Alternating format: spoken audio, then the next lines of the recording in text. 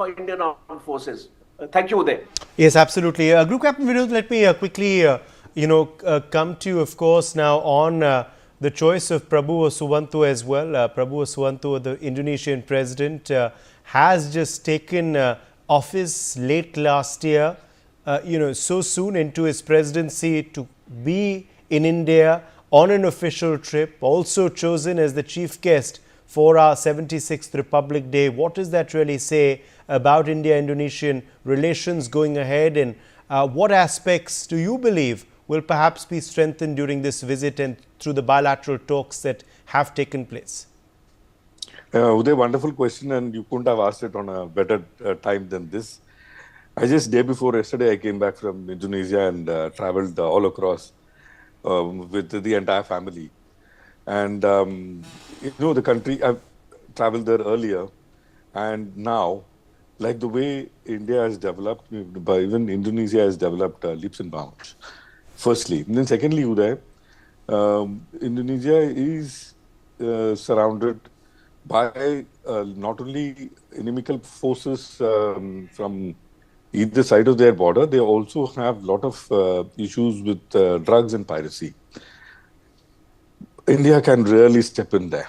And that is, I think, is going to be the central talk of the whole, a mix of things that is really going to be. So I hope we export some equipment to Indonesia, strengthen their defense, and also have one great dialogue between both. That is my real hope. And a good neighbor and a good friend is always welcome there. And we are at the anvil of exporting stuff to many countries.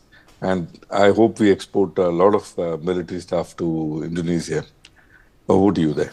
Yes. Bijan Lasana, let me quickly now get you in here, of course, on the road ahead now for our defense sector. We've seen already many strides forward. We spoke about our achievements earlier on the broadcast, but where do you see now our defense sector going forward, and what are going to be now the important milestones, in the coming year or two? There are many areas where we are working on. In addition to whatever we have manufactured so far, you'll find a lot coming up in the emerging technologies, whether it is stealth system, whether it is anti-stealth system, whether it is CBRN, whether it is cyber, space. These are some of the technologies, quantum technology, Internet of Things, integrating that into our systems. Then we are also looking at the direct energy weapons, as well as the unmanned aerial weapons. That is becoming important, some of which General was highlighting. Similarly, we are also looking at machine learning and big data analysis.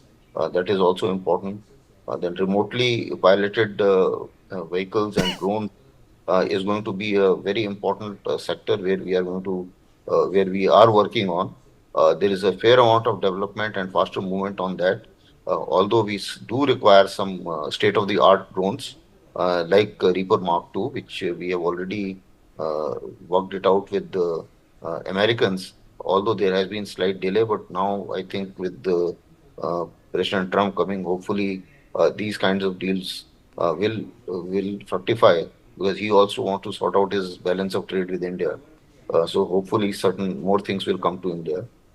Then we are looking at also the loitering ammunition, also the thermobaric ammunition. This is also a new area where we are working, a very potent area, and the collaborations are also working on.